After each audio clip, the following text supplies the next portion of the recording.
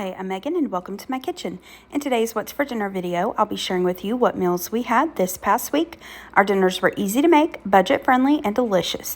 So if you're looking for some weeknight meal ideas for your family, just keep watching.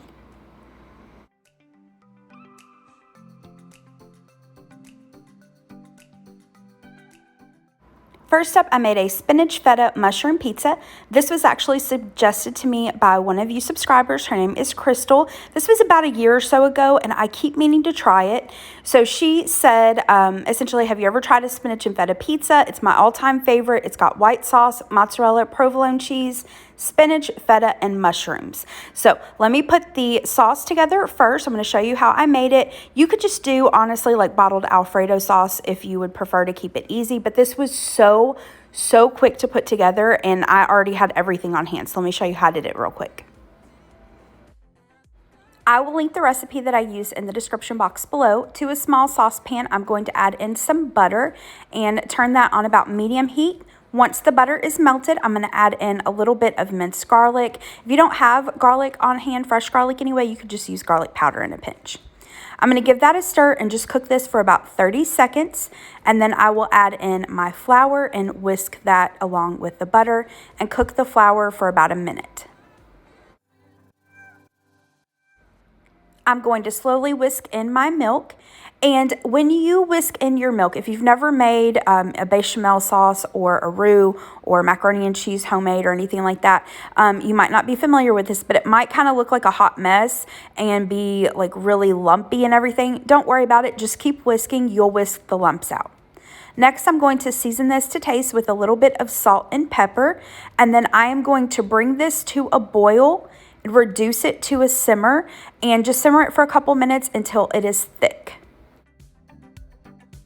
And as you can see here, it is coating my spoon. So it's pretty much done. All I'm going to do is add in some grated Parmesan cheese with the heat off. And I'm just using the stuff from the can. You can, of course, grate your own if you'd like, but the stuff from the can worked just fine and it tasted good.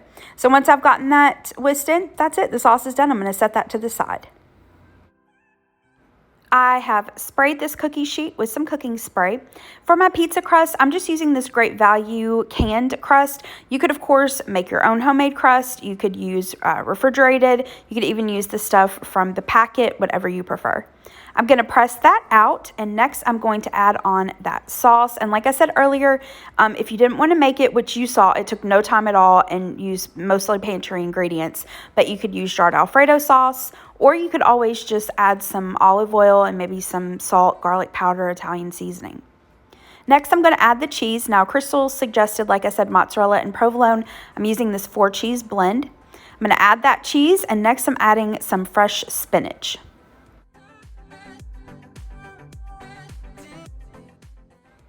Now, of course, any of these ingredients that I'm using, if you don't care for them, just skip it.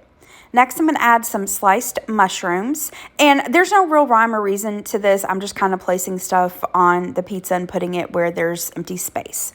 I'm going to add the rest of that shredded Italian cheese blend, and then we're going to sprinkle on some feta cheese. And this is going to go into the preheated oven and bake according to the package instructions, which for me was about 14 minutes. Next, I had some Swiss cheese I wanted to use up, and I've had a recipe pinned. It's called a Lion House Sarah's salad. I'll have it linked down below. We're going to start out by making the dressing.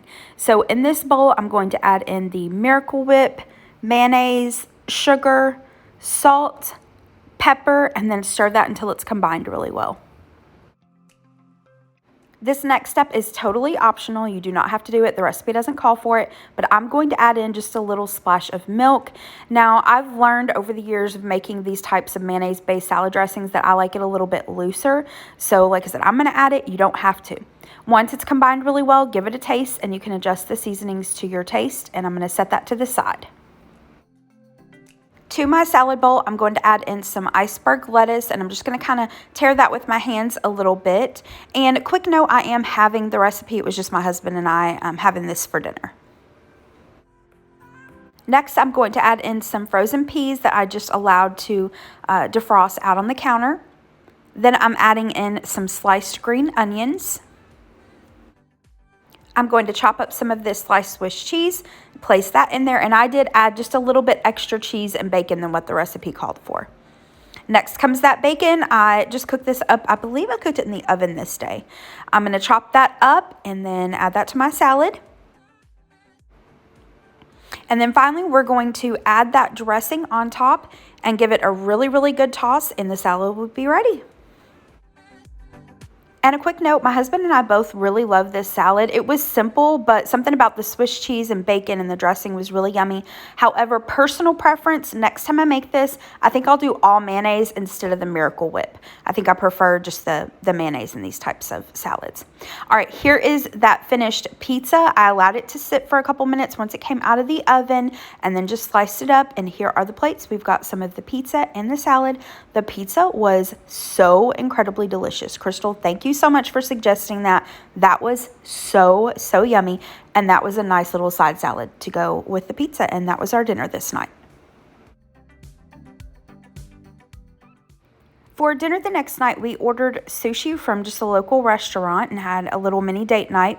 So at this particular restaurant, they have a dinner special where you get 3 sushi rolls, their miso soup, and salad, and it's like $20. So we did that for my husband. He didn't eat the soup, though. He ate it for lunch the next day. And then I got their crunchy shrimp roll and a California roll, and that was our dinner. For dinner the next night, I made a balsamic and fig glazed chicken. Now, I'll be sharing how I made this in an upcoming video. It's a Valentine's Day dinner on a budget. This chicken was so good and so flavorful. I can't wait to share it with you. I also made a spinach, strawberry, and feta side salad, and then some roasted baby potatoes, and that was our dinner this night. For dinner the next night, I made Copycat Applebee's crispy orange chicken bowls. Applebee's used to have these orange chicken bowls on their menu for years and years and years, and I loved it. They took it off a few years ago. They bring it back every once in a while, but honestly, it's not the same that it used to be. So I just like to recreate it at home myself, and it's a lot cheaper to do anyway. So let me show you how I like to put this together. In this skillet here, I have some sliced red bell pepper, broccoli, sliced mushrooms, and some snap peas. All I did was add a little bit of oil to the skillet, add in my vegetables with a little bit of salt and pepper, and cooked them for about 5 to 8 minutes until the vegetables were tender. And I'm going to set those to the side until I'm ready to place them in the bowls. And a quick note, I'm just using the vegetables that Applebee's used to use. If there's something that you or your family members don't like, just skip it. And you can feel free to add in extra veggies. Like carrots, I think would be good in this. Onions, water chestnuts, maybe some cauliflower. Just add whatever you all like. For the chicken part of the bowls. So the recipe that I'll have linked down in the description box below for this walks you through how to make your own basically popcorn chicken. You just cut up some fresh chicken breasts, batter them, and then deep fry them. You can absolutely go that route. I have a half a bag of this popcorn chicken in my freezer that I want to use up, and plus it's a lot easier just to pop this in the air fryer. So that's what I'm going to do. But again, just do what you have, what you prefer, what you've got on hand. If it's more cost effective or more convenient for you to use frozen popcorn chicken or nuggets like I'm using, or to use fresh and batter it and fry it yourself, just do you. All that really matters at the end of the day is having some chicken for the orange chicken bowls. And if you don't want to use the fried or battered chicken, I'm sure you could just chop up some chicken into cubes and then, just cook it up and toss it in the sauce as well. As I mentioned, I cooked this in the air fryer. I did 400 degrees for about 10 to 12 minutes, and I shook it halfway through. You could bake your chicken in the oven or fry it like I said, or do the air fryer like I'm doing. Here are the ingredients that we're going to use for our orange sauce. Now, to make this easier on yourself, you can just buy like an orange sauce from the grocery store. I think Panda Express sells them. I've seen other brands, but this is really, really easy to put together. I've got a couple oranges here, and we need both the zest as well as the juice, minced garlic, some cayenne pepper, salt and pepper, hoisin sauce, and a little bit of sugar. And again, you can check the description box below for measurements. So what I did was just combine all of the ingredients in this saucepan, brought it to a boil, reduced it to a simmer, and you're going to simmer it for about 3 to 5 minutes until it is thickened, and you do want to kind of stir it pretty frequently. You don't have to do it constantly, but stir it pretty frequently. Once the chicken was done, I placed it into this bowl and then drizzled that glaze over top of it and gave it a toss. Now, this chicken right here, like it is, just call it boneless chicken wings, and they are pretty tasty. But we're going to make them even better and put it on top of some rice and other yummy goodies. So, speaking of rice, this is just white rice that I cooked up in the microwave. I've made this before using brown rice, and really both ways are delicious. And we need some sliced almonds to garnish on top.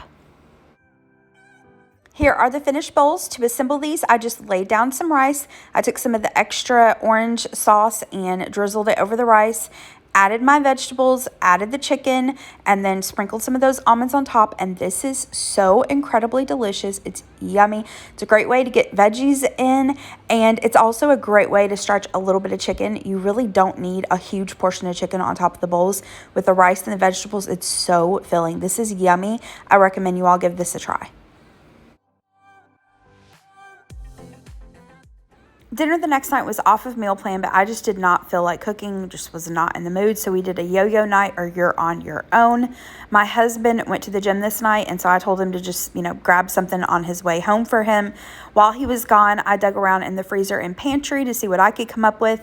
I had this box of thick and creamy Great Value macaroni and cheese, and then this open package of just a little cheapy Banquet chicken patties, and we had some hamburger buns. So I cooked the chicken patty in the air fryer at 400 degrees for about 7 or 8 minutes, flipped it over, and then cooked it for another 7 or 8 minutes or so. And then for the macaroni and cheese, I just cooked this according to the package instructions, and I do like to add in a slice of American cheese at the end. And then here is my plate. So I've got the chicken patty on a bun with just a little bit of mayonnaise and ketchup. The macaroni and cheese, we had tons of leftovers that we had for lunch a day or two later. And then I had some baby carrots.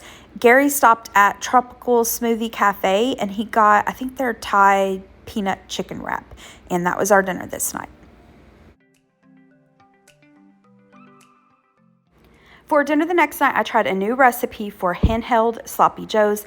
I'll be showing how I made these in an upcoming video. It should be out in a couple days. It's like a Super Bowl game day video. So keep an eye out for that if you'd like to see how I made these. Super, super easy to put together, and they were delicious. To go along with the Sloppy Joe pockets, I dug around in my freezer a couple weeks ago and found these crispy green beans.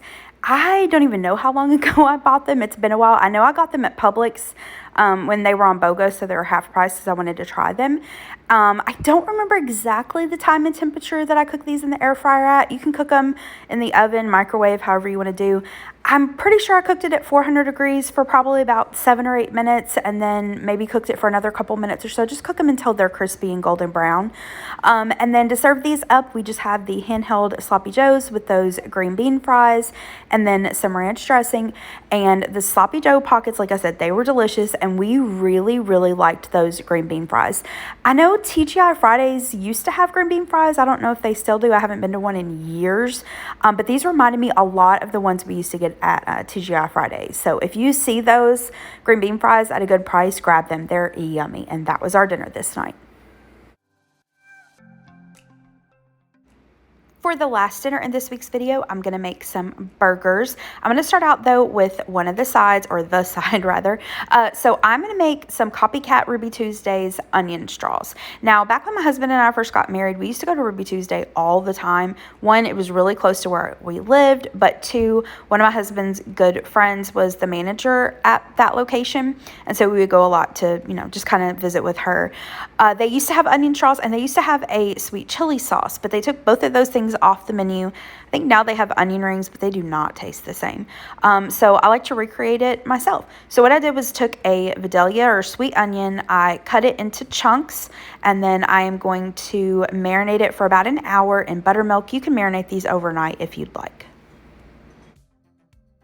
And don't worry, I'm not going to waste all that onion to the left side. I put that in my refrigerator, and I'll just use it for another recipe later in the week. Now, like I said, I'm going to marinate this for about an hour. You can do it overnight, or if you've only got like 30 minutes, that's fine as well. Once that has marinated, we are going to dip the onions into some seasoned flour. So I'm going to use all-purpose flour, some garlic powder, paprika, and salt. Use whatever seasonings you like. Once I've dipped them in the flour, I'm going to place them onto a sheet pan. Now, my husband's friend that was the manager at Ruby Tuesday, right before they took these off the menu, she told us they were getting rid of them. And I was like, no, no. And so she was walking me through how they make them. And she told me that they would pop them into the freezer for a couple hours before they deep fry them. So I'm going to pop this sheet pan with the battered onions into my freezer until I'm ready to cook them up for dinner. And I apologize, I forgot to mention it, but I did show it in the previous clip. I did also add just a tiny, tiny pinch of cayenne pepper to the flour for the onion straws. All right, so for the sweet chili sauce, this is a spicier dip, so feel free to cut back on the spices according to your taste. I'm going to add the mayonnaise to my bowl, and I'll have the recipe typed out in the description box below. I have been making this for years and years and years, and I have no idea where I got the original recipe from, so I apologize. I can't give credit where credit is due, but again, I'll have it typed out below. To the mayonnaise, we're going to add some sambal. This is basically just like a chili sauce, essentially. I'm going to add that, and this does have a kick to it, so I would suggest maybe starting with half of the amount of sambal it calls for, and then you can always add more, again, according to your taste. Next, I'm going to add in the paprika and cayenne pepper, and just like with the sambal, start out with a little bit of the cayenne, and then you can always add a little bit more. Now, to make it a sweet chili sauce and to kind of counteract all that heat, we're going to add a little bit of sugar. I'm sure you could also do a sugar replacement if you'd prefer. And then that's it. We're going to whisk this until it's combined really well, and then it's ready to go. Now, I like to let this sit in the refrigerator for at least a couple hours to allow the flavors to meld, but you could serve this right away. Make sure you give it a taste and adjust. If you feel like you've got it way too hot, here's something I've learned over the years, add in a little bit more mayonnaise, and that'll kind of help. And you can always add in just a pinch more sugar like I'm doing here. And then, like I said, this is ready for our onion straws. And the onion straws dipped in this is so good. I think it's because the onion straws are made with those sweet onions. So the sweet with this kind of spicy dip is yummy. For the burgers, I got these hamburger patties at Food Lion a few weeks ago. They were on markdown, and so I put them in my freezer. I just pulled them out and thawed them. I'm just going to cook them in a skillet on top of the stove. Season them up however you'd like and cook them, however you like your burgers, whether you like them medium well done. And then for the onion straws to finish those up, I just fried them in my deep fryer with some canola oil and then drained them. And here are the plates. So we've got our hamburgers on some toasted buns, the onion straws, the sweet chili sauce. This was delicious. So yummy. All right, that is it for today's video. I hope you liked this video, and I hope you got some dinner ideas from it. If you did, hit the thumbs up button below and subscribe to my channel if you're not already, and I hope you have a great rest of the day. Thanks so much for watching. Bye-bye.